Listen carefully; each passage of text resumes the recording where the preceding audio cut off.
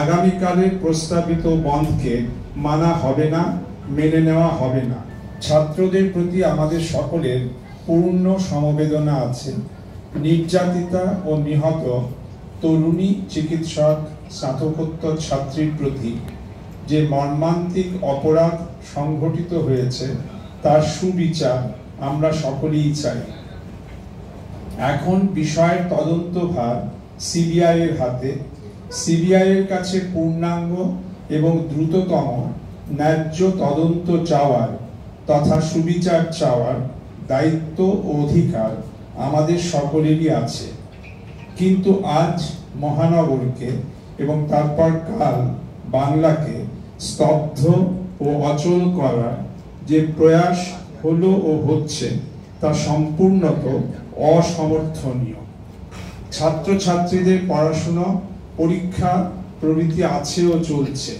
শারদোৎসবের বেচাকেনা শুরু হয়ে গিয়েছে। ব্যবসায়ী, কর্মজীবী, পেশাজীবী, বৃত্তিজীবী বৃহৎ সংখ্যক মানুষের ভবিষ্যৎ এতে বিপন্ন হচ্ছে। শিক্ষা ও স্বাস্থ্য সহ সকল জনক্ষেত্র ও আপৎকালীন পরিষেবা বিপন্ন। এই পরিস্থিতিতে পশ্চিমবঙ্গ সরকার জানাচ্ছেন আগামীকালের প্রস্তাবিত বন্ধকে মানা হবে না, মেনে নেওয়া হবে না। সকলের কাছে অনুরোধ, এই বন্ধে অংশ নেবেন না। মহারাষ্ট্র হাইকোর্টের সাম্প্রতিক বন্ধ বিরোধী চাপিয়ে দেওয়া বন্ধ বিরোধী নিষেধাজ্ঞার কথা সকলেই জানেন। সাধারণভাবে এই জাতীয় অচলাবস্থা জোর করে সৃষ্টির বিরুদ্ধে বিচার বিভাগের নানা নির্দেশ আছে। বন্ধ তথা আন্দোলনের নামে সাধারণ মানুষের স্বাভাবিক জীবনযাত্রাকে সহসা জোর করে বন্ধ করে দেওয়ার ব্যাপারে বিচার বিভাগের নির্দেশ মান্য।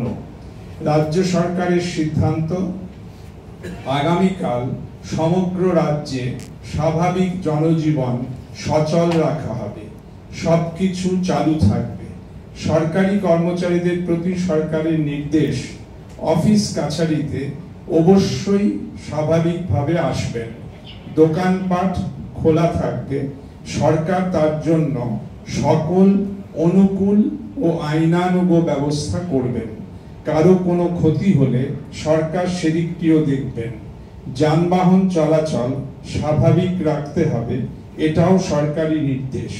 সকল প্রাইভেট বাস, মিনি বাস ইত্যাদি অপারেটরের প্রতিও এই অনুজ্ঞা থাকবে। বাংলাকে সর্বক্ষেত্রে সর্বতোভাবে সচল রাখতে হবে। বাংলার সংস্কৃতি ও কৃষ্টি মূলত সৌজন্য ও পারস্পরিক সহাবস্থান ও সহযোগিতা। সেই সামাজিক কৃষ্টির প্রতি শ্রদ্ধা রেখে পুলিশ আজ যথাসাধ্য শান্ত থেকেছে। এই সৌজন্য ও শিষ্টতার পরিবেশ বজায় রাখা হবে এবং কাল থেকে জনজীবন স্বাভাবিক থাকবে। পশ্চিমবঙ্গ সরকার এই আশা ও বিশ্বাস পোষণ করে।